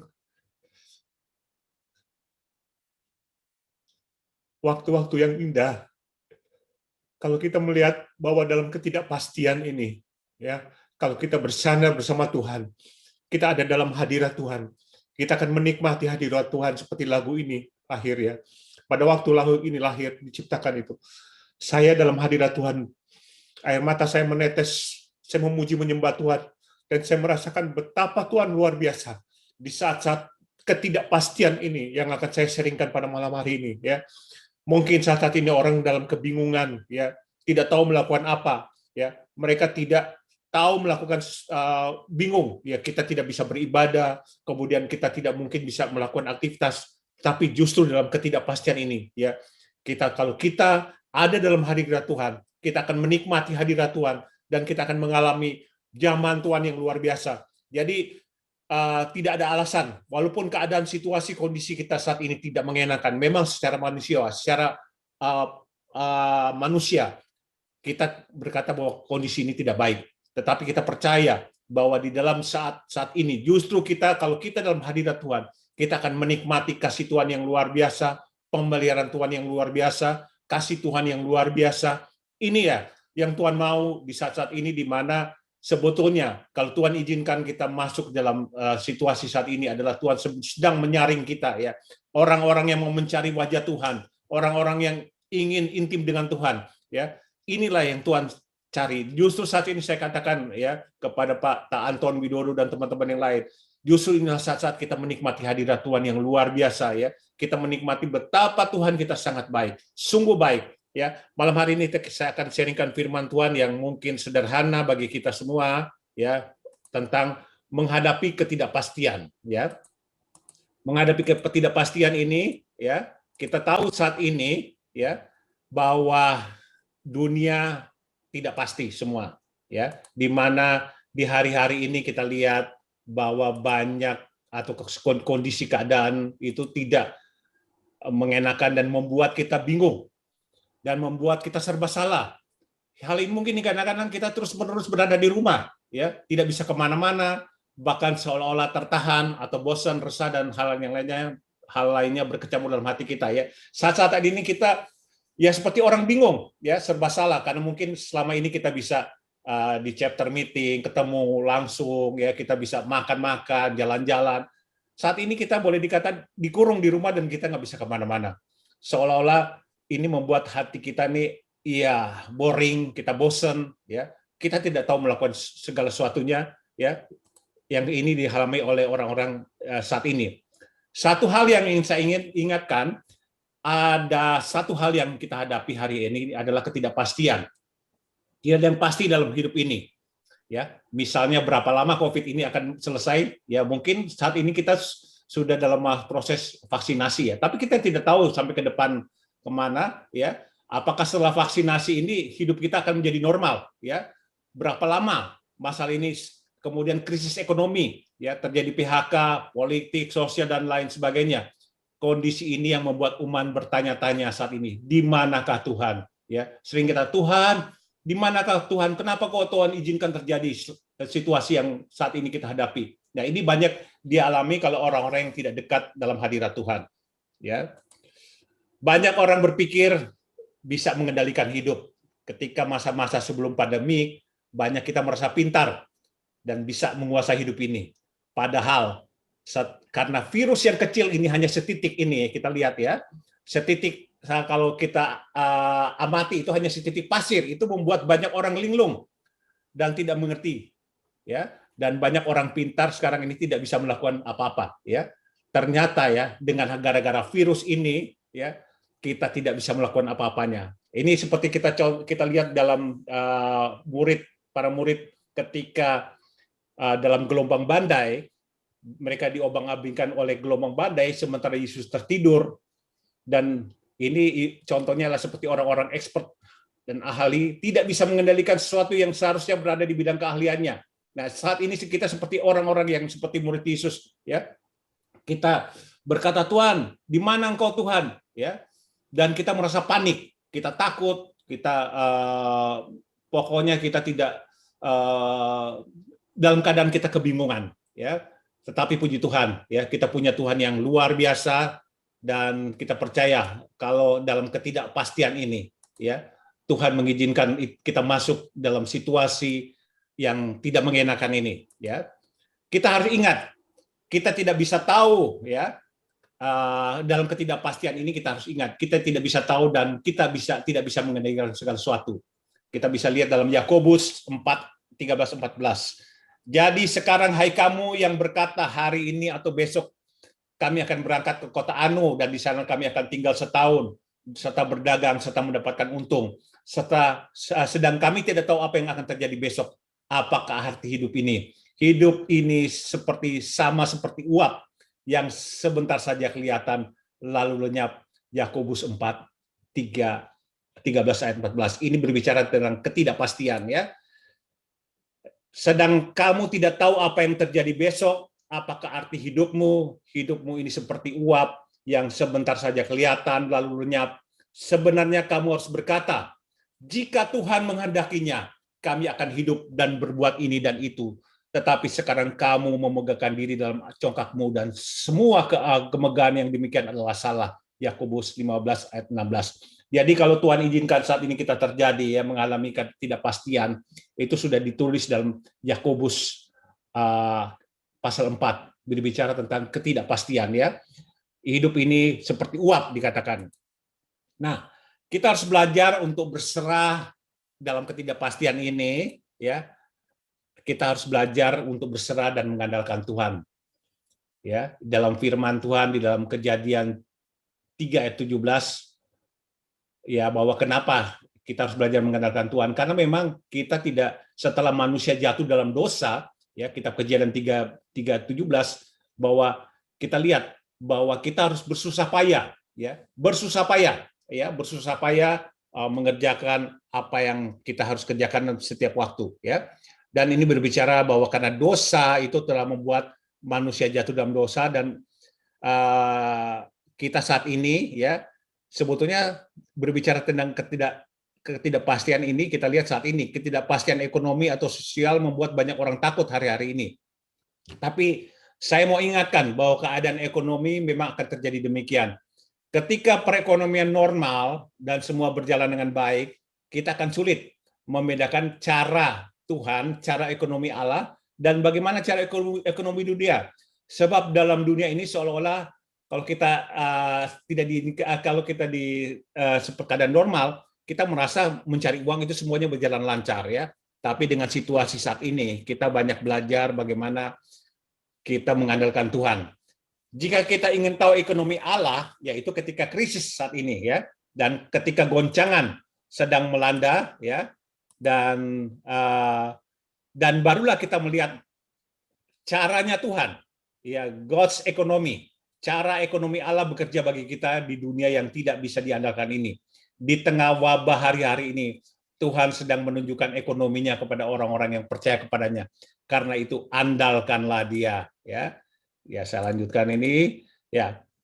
Oke, saya lanjutkan terus. Jadi kekristenan bukanlah hanya sekedar ibadah atau euforia, ya, harapan palsu, melainkan kita berdiri teguh atas dasar iman serta berharap hanya pada satu pribadi, Tuhan Yesus Kristus. Bukan pada data-data ekonomi, kebijakan pemerintah, melainkan pada janji Tuhan serta apa yang sediakan bagi kita, ya. Jadi kekristenan itu bukan hanya sekedar kita ibadah, ya, karena ibadah kita harus melakukan itu, kemudian, ya, karena firman Tuhan berkata demikian, ya. Tetapi kita harus berdiri teguh di atas iman yang tetap berharap pada satu pribadi, yaitu Tuhan Yesus. Nah, kemudian yang kedua, jangan terus mencoba melakukan hal yang memang sudah tidak bisa dilakukan, ya. Mungkin saat ini kita berkata wah lebih enak ya dulu, ya, sebelum pandemi, ya. Tapi Tuhan berkata dalam firman Tuhan Matius 17:19-21, ya, dikatakan bahwa kita baca, ya, kemudian murid-murid Yesus datang dan ketika mereka sendirian dengan Dia, bertanyalah mereka, mengapa kami tidak dapat mengusir setan itu? Ia berkata kepada mereka, karena kamu kurang percaya. Sebab aku berkata kepadamu, sesungguhnya sekiranya kamu mempunyai iman sebesar biji sesawi saja, apa yang kamu katakan, gunung itu pindah, maka gunung itu akan pindah. Pindah dari tempat ini ke sana, maka gunung itu akan pindah, dan tak ada yang mustahil bagimu. Jenis ini tidak dapat diusir kecuali dengan berdoa dan berpuasa. Matius 17:19 ayat 21. Ada kalanya dalam hidup ini kita tidak bisa melakukan apapun, melainkan yang saat ini kita lakukan adalah hidup tinggal tenang. Sebab beginilah firman Tuhan Allah yang Maha Kudus, Allah Israel, dengan bertobat dan tinggal diam, kamu akan diselamatkan. Dalam tinggal tenang dan percaya itulah terletak kekuatanmu. Yesaya 30 ayat 15a. Tetapi orang yang menanti-nantikan Tuhan itu akan mendapatkan kekuatan baru. Mereka akan seumpama Raja Wali yang naik terbang dengan kekuatan sayapnya. Mereka berdiri dan tidak menjadi lesu. Mereka berjalan dan tidak menjadi lelah. Yesaya 40 ayat 31. Nah, kemudian apa yang kita harus lakukan, ya, jangan membandingkan kondisi sekarang dengan kondisi normal sebelumnya. Banyak orang mungkin membandingkan kondisi normal sebelumnya dengan kondisi saat ini dan merasa kondisi sebelumnya lebih baik dari sekarang, ya. Juga lebih enak yang dulu, ya, seperti kayak orang Israel pada waktu di Mesir. Lebih enak mereka di Mesir, ya, daripada harus melakukan perjalanan journey ke tanah perjanjian. Padahal tidak ada yang baru dalam hidup ini. Apa yang pernah ada akan ada lagi, dan apa yang pernah dibuat akan dibuat lagi, dan tak ada sesuatu yang baru di bawah matahari ini. Pengkhotbah 1 ayat 9. Ya. Tidaklah bijak bagi kita terus-menerus menganggap yang dulu lebih baik daripada sekarang. Sebab keadaan saat ini mungkin saja baik, tapi banyak orang yang suka menganggap remeh apa saja yang Tuhan berikan, seperti waktu serta berkat yang Tuhan, berkat-berkat yang tidak dikelola dengan baik. Jadi lakukanlah sesuatu yang belum pernah Anda lakukan sekarang ini juga. Jadi saat ini kita berkata, wah lebih enak dulu, ya. Kita mengadakan pertemuan lewat tatap langsung. kalau lewat Zoom ini kayaknya kurang enak, kurang merasa gregetnya gitu ya. Nah, kita jangan membandingkan kondisi yang saat ini, kondisi dulu dengan sekarang. Ya justru saat ini kalau Tuhan sudah menyediakan fasilitas Zoom ini ya, saya percaya bahwa justru lewat Zoom ini ya kita bisa menjangkau lebih banyak orang, kita bisa lintas daerah, lintas tempat, dan kita bisa menjangkau lebih banyak orang ya. Dan inilah yang kita harus gunakan secara maksimal ya, menggunakan Zoom ini sebagai sarana kita menjangkau jiwa. Nah, kemudian apa yang kita lihat? Jangan kita menyalahkan keadaan apapun ya, sering kita tidak habis-habisnya dalam keadaan ini. Wah, itu pemerintah yang salah, apa beginilah, kita sering menyalahkan keadaan atau orang lain, tidak habis-habisnya. Justru di suatu saat ini ya kita harus saling membangun, menguatkan ya. Di suatu situasi sulit ini jika kita saling menyalahkan, justru akan membuat kita semakin sulit dan beban hidup akan bertambah berat ya. Kemudian bagaimana cara menghadapi ketidakpastian? Yaitu satu-satunya kita lakukan adalah berserah dan berharap. Artinya mempercayakan hidup kita saat ini dan masa depan kita kepada Tuhan. Percaya kepada Tuhan, satu hal, bahwa kita mempercayakan hidup kita kepada Tuhan, bukan kepada yang lain. Ya, bukan berarti kita menyerah. Berserah di sini bukan berarti kita menyerah, tetapi kita berserah dan berharap ya bahwa ketika ada persoalan kita datang kepadanya, dan bahwa hari esok akan lebih baik dan ada jalan keluar. Pengharapan kita harus berdasarkan pada Tuhan Yesus Kristus. Nah, kemudian yang kita berikutnya lakukan, ya kita harus melakukan yang bijak untuk mengurangi ketidakpastian ini. Jika pemerintah saja perlu melakukan penyesuaian, kita pun perlu melakukan penyesuaian beberapa hal. Misalkan dalam pengeluaran ya. Jadi pengeluaran kita harus juga atur, jangan justru di saat satu ini kita melakukan sesuatu yang berisiko, tambah utang, pinjam utang ya. Sebab dalam masa-masa krisis ini cash is king, uang tunai itu penting. Lakukan penghematan, kurangi biaya yang tidak perlu, jangan lakukan sesuatu yang justru membawa kita pada risiko-risiko. Lihat peluang yang ada di tengah-tengah kondisi ini, justru di tengah-tengah kesulitan yang ada ini, itu ada peluang yang tidak kelihatan ya. Kemudian yang kita lakukan adalah berdoa ya, berdoa dan berpikir positif. Di tengah ketidakpastian ini justru kita harus lebih banyak berdoa ya, berpikir positif ya. Doa dapat melakukan sesuatu yang mustahil serta menembus hal-hal yang di luar kasat mata kita. Kuasa Tuhan itu dahsyat. Tuhan hadir dalam setiap doa kita ya. Di tengah situasi inilah cobalah kita berpikir secara kreatif ya. Jadi jangan kita pesimis dengan situasi yang ada. Kita lakukan inovasi ya. Dan kita percaya dalam Zoom meeting ini pun juga kita melakukan inovasi ya, supaya orang lebih gampang lebih tertarik ya mengikuti Zoom ini. Nah, yang berikutnya adalah kita harus melangkah dengan iman. Kegoncangan itu akan tetap ada dalam hidup ini. Tetapi yang kita lakukan adalah tetap tinggal dalam Tuhan dan menemukan iman. Kegoncangan itu akan tetap ada dalam hidup ini, tetapi yang tetap tinggal dan apakah Tuhan menemukan iman kita waktu Tuhan datang kembali. Jadi yang Tuhan cari adalah iman dan percaya kita. Dengan adanya tantangan, goncangan, dan situasi manusia akan bertanya-tanya, apakah Tuhan benar-benar ada atau mengapa Tuhan membiarkan segala sesuatu terjadi. Banyak orang disesatkan dengan cara berpikir yang salah, mundur dari iman, meninggalkan Tuhan dan tidak mau melayani Tuhan lagi. Iman adalah dasar dari segala sesuatu yang kita harapkan, bukti dari segala sesuatu yang tidak kita lihat. Ibrani 11 ayat 11. Jadi kita lihat banyak orang di saat-saat sulit ini, mereka meninggalkan iman mereka ya. Mereka meninggalkan ibadah, meninggalkan fellowship, meninggalkan persekutuan ya. Sebetulnya dengan Zoom ini kita juga melakukan persekutuan ya. Kita membangun, kita menguatkan, ya mendengarkan kesaksian. Jangan kita meninggalkan persekutuan kita dengan Tuhan dan dengan sesama kita. Iman bukan hanya pada percaya yang tidak kelihatan, tetapi juga iman adalah membuat kita yang tidak kelihatan itu menjadi nyata dalam hidup kita. Jangan biarkan keraguan tetap ada, sebab ketidakpastian ditambah keraguan pasti menimbulkan kegagalan ataupun kehancuran dalam hidup kita. Sedangkan meski ada ketidakpastian, tetapi kita tetap memiliki iman, dan kita percaya itu akan membuat kita hidup berkemenangan dan kita mengalami terobosan dalam hidup ini. Dan kita percaya bahwa Tuhan kita sungguh dahsyat, Tuhan pasti akan menyertai kita, dan justru dalam saat-saat ini ya, kalau Tuhan izinkan situasi yang ada ini, kita lebih banyak menghargai waktu. Ya, banyak mungkin saat yang lalu kita ya menyia-nyiakan waktu yang Tuhan berikan, kesempatan yang Tuhan berikan ya dalam hidup ini. Ya, justru inilah saat-saat kita ya, kita lebih menghargai waktu. Ya, menghargai waktu dengan mengisi waktu-waktu kita ini lebih dekat dengan Tuhan.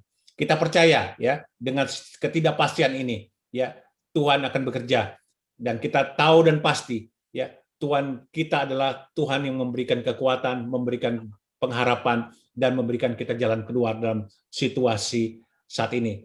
Dan kita jangan melihat situasi yang ada saat ini, tapi kita melihat ujungnya ke depan, bagaimana Tuhan bekerja, ya Tuhan bukakan jalan. Ya, saya saksikan di saat-saat ini di mana saya hampir 1 tahun ini tidak dengan istri tidak bisa bekerja karena kita buka kantin di sekolah, ya. Tetapi justru dalam situasi saat ini, ya, luar biasa sekali Tuhan memberkati kita, ya. Tuhan mencukupi segala kebutuhan kita, dan lewat situasi yang ada ini, saya melihat penyertaan Tuhan yang luar biasa, dan saya sungguh menikmati hadirat Tuhan, dan saya semakin dekat, dan saya semakin intim dengan Tuhan. Terima kasih Tuhan. Tuhan berkati kami yang hadir malam hari ini, dan kami percaya Tuhan, Engkau melawat kami semua, dan walaupun lewat pertemuan ini Tuhan, kami boleh dikuatkan Tuhan. Terima kasih Bapa, dalam nama Yesus kami sudah berdoa. Amin. Saya kembalikan Pak Sastra. Haleluya, luar biasa Pak Dhani Mane, dan menjadi berkat bagi kita semua, menguatkan kita dalam situasi apapun. Kalau kita percaya kepada Tuhan, kita tidak akan pernah dikecewakan. Ini adalah janjinya Tuhan. Baik, kita sudah hampir ke penghujung daripada acara. Kami mohon Pak Dhani Mane untuk mendoakan kami-kami yang ada, masing-masing yang membutuhkan doa.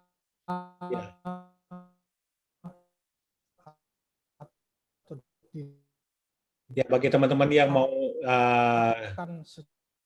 mau didoakan, ya, yang punya altar call, kami mohon Brother atau Bro Anton yang menutup yang terakhirnya nanti. Silakan Bro Dhani untuk doakan kami yang hadir pada malam hari ini, agar kami sehat sempurna, yang sakit sembuh, yang membutuhkan pertolongan Tuhan.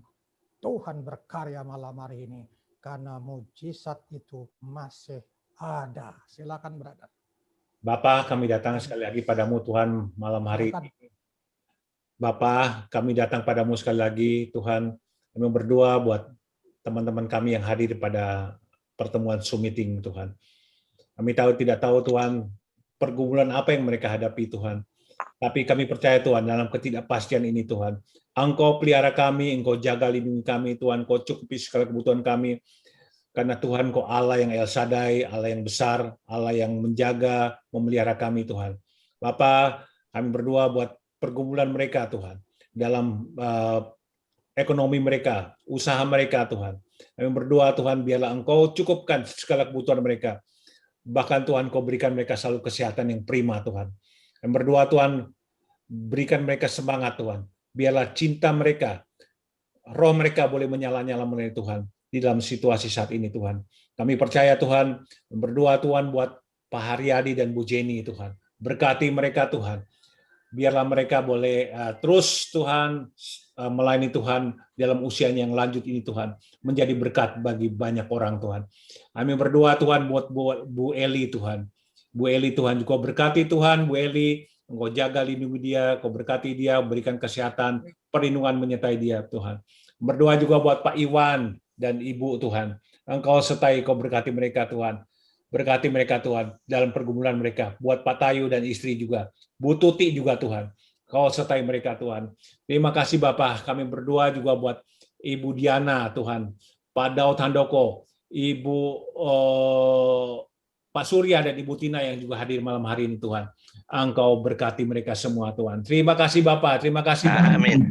Amin. Terima kasih buat Pak Tommy Sulaiman, di mana kesaksian yang luar biasa sudah memberikan kami kekuatan, memberikan kami pengertian tentang betapa pentingnya Tuhan dalam keluarga ini Tuhan. Kami boleh menghargai istri, boleh menghargai suami Tuhan. Terima kasih Tuhan, berkati Pak Tommy dalam pelayanannya Tuhan. Terima kasih Bapak, terima kasih Tuhan. Bapak, kami berdoa juga buat Pak Sastra dan Ibu Yuni Tuhan. Terima kasih, biar Tuhan berkati mereka juga, mereka terus menyala-nyala melayani Tuhan. Terima kasih Tuhan. Kami berdoa buat Pak Anton Widodo sebagai RP kami Tuhan.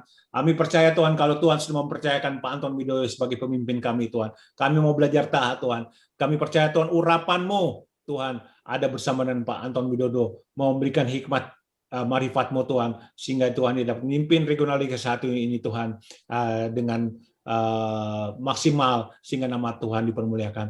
Kami berdoa buat Bapak hamba-Mu Pendeta Asa Tuhan, Kau berkati juga dalam pelayanannya Tuhan, berkati dia Tuhan. Terima kasih Bapak. Kami berdoa buat Bu Tuti juga Tuhan, berkati dia juga Tuhan, berkati Bu Tuti Tuhan. Terima kasih Bapak. Terima kasih Tuhan, kalau sebentar kami akan mengakhiri pertemuan kami ini Tuhan, Engkau sertai kami. Terima kasih Bapak. Dalam nama Yesus kami berdoa. Amin. Pak Anton Widodo silakan. Sebelum diakhiri dengan doa penutup, apakah ada dari brother atau ibu yang minta doa khusus? Kalau ada doa khusus, kami akan doakan. Apakah ada yang minta khusus didoakan? Ada? Kalau tidak ada yang didoakan secara khusus, kami mohonkan atau dapat memberikan sedikit dari Pak RP, dapat sedikit memberikan sepatah dua patah kata sebelum ditutup. Silahkan Bro Anton. Ya, sepatah dua patah kata. Ya. Bola chapter dan segala Presiden Jatah Pak Hartono dan teman-teman semua, para leader dan ibu-ibu maju terus.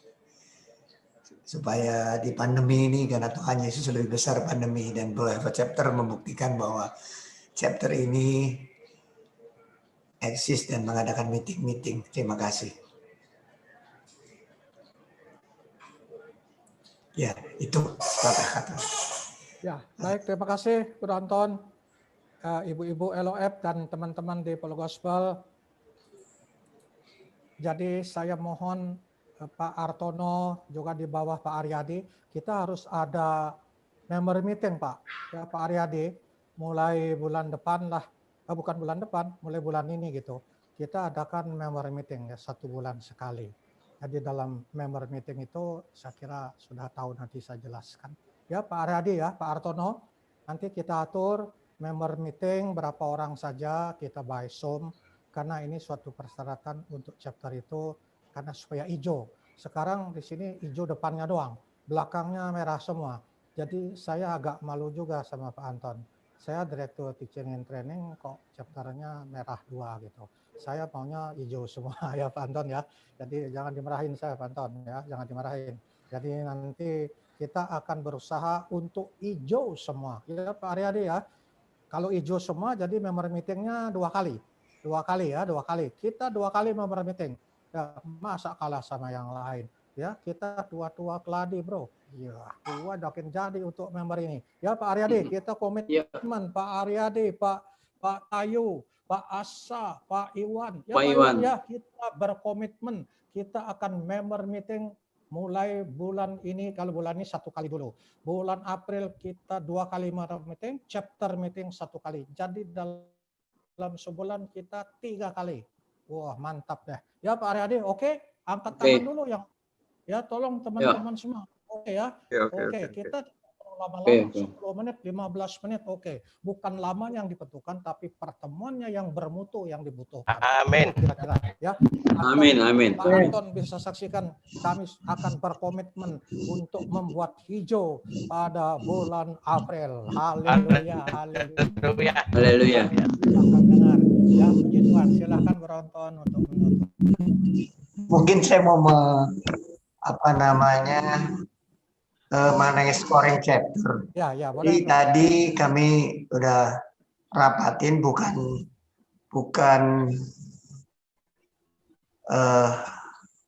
ya kita mau apresiasi lah chapter-chapter. Ini Pak Haryadi, Pak Hartono, boleh chapter meetingnya sebulan berapa kali? Sekarang belum. Sekali ya? Oh, chapter meeting Chapter sekali. Dua kali? Belum. Satu Sekali. kali. Jadi member meeting belum ya? Kami tadi udah putuskan ya nanti masukkan di regional board yang ke depan, kurang lebih chapter kalau membernya 7 sudah nilai ya, ada member meeting, kalau ini nggak ada member meeting 0. Kemudian ada chapter meeting udah langsung 30, 70, jadi sudah hijau. Tapi kalau nanti member meetingnya sekali udah 100 nilainya. Tapi yang dikasih apresiasi kalau chapter itu member meetingnya 2 kali berarti dia udah sudah prima.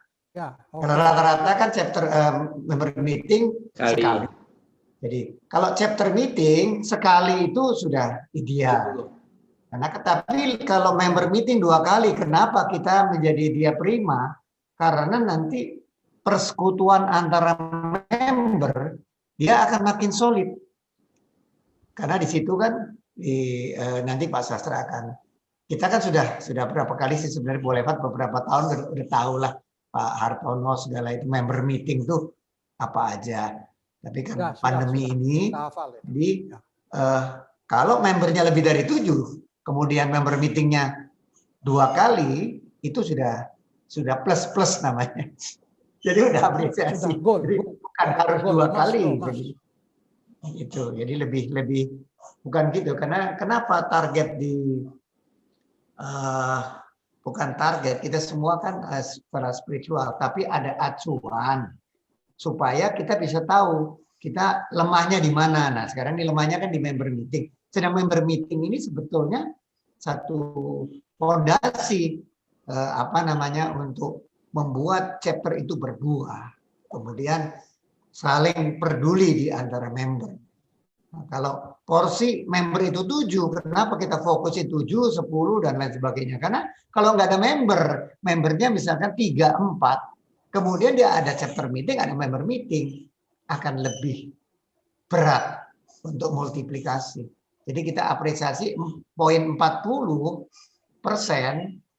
di antara 100 tadi 3 event itu diambil di member meeting. Anggotanya di anggota, supaya anggota itu multiply. Jadi kita nggak usah pusingin. Saya tadi ngobrol, kalau sampai regional ini 25 chapter, misalkan cuman growth-nya jadi 30 chapter, tapi membernya bisa 15 dan lain-lain, itu pasti chapter-nya akan multiply sendiri. Makanya